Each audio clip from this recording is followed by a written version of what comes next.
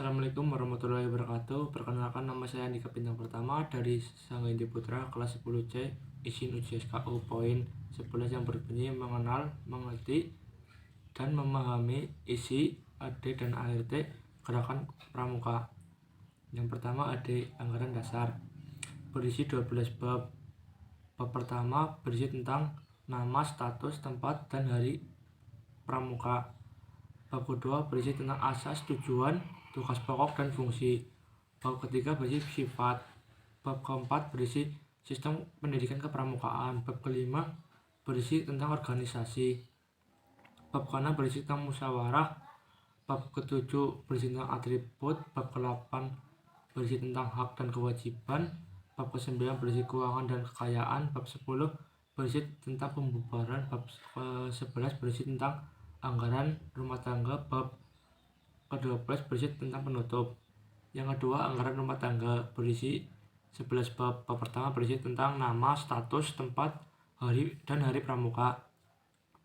Bab kedua berisi tentang asas, tujuan, tugas pokok, dan fungsi. Bab ketiga berisi tentang sifat.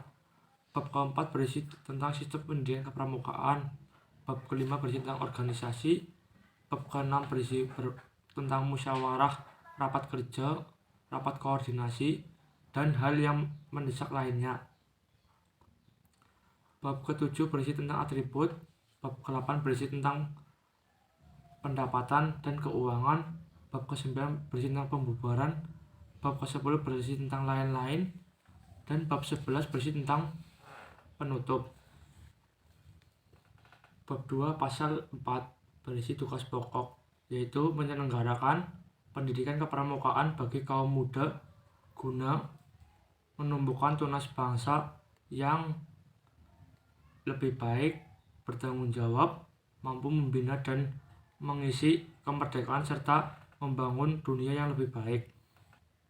Bab 2 pasal 5 berisi tentang fungsi penyelenggaraan pendidikan non-formal di luar sekolah dan di luar keluarga sebagai wadah pembinaan serta pengembangan kaum muda dilandasi sistem Among, prinsip dasar dan metode kepramukaan. Selanjutnya, bab 4 pasal 9 berisi prinsip dasar kepramukaan, yaitu 1. Iman dan takwa kepada Tuhan Yang Maha Esa, peduli terhadap bangsa dan tanah air sama hidup dan alam seisinya. 3. Peduli terhadap diri pribadinya. Dan 4. Taat kepada kode kehormatan pramuka. Bab 4 pasal 10 berisi tentang metode kepramukaan. Metode kepramukaan adalah metode belajar interaktif, progresif, yang dilaksanakan melalui 1. Pengamalan kode kehormatan pramuka. 2. Belajar sambil melakukan. 3. Kegiatan berkelompok, bekerja sama, dan berkompetisi. 4. Kegiatan yang menarik dan menantang. 5. Kegiatan di alam terbuka. 6. Kehadiran orang dewasa yang memberikan bimbingan, dorongan, dan dukungan. 7. Penghargaan berupa tanda kecakapan. Dan 8. Satuan terpisah antara putra dan putri.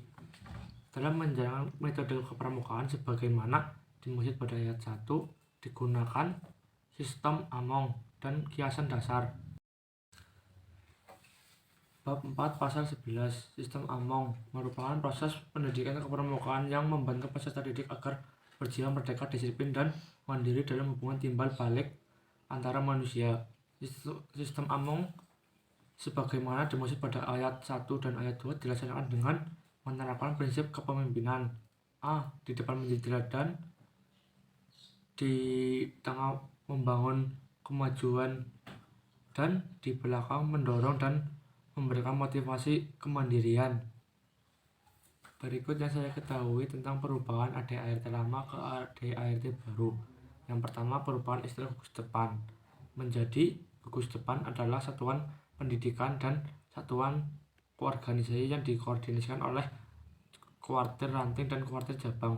Yang kedua, pasal tentang satuan karya pramuka disempurnakan dengan 5 ayat perincian. Sebelumnya dalam AD/ART Munas 2013 hanya ada 2 ayat.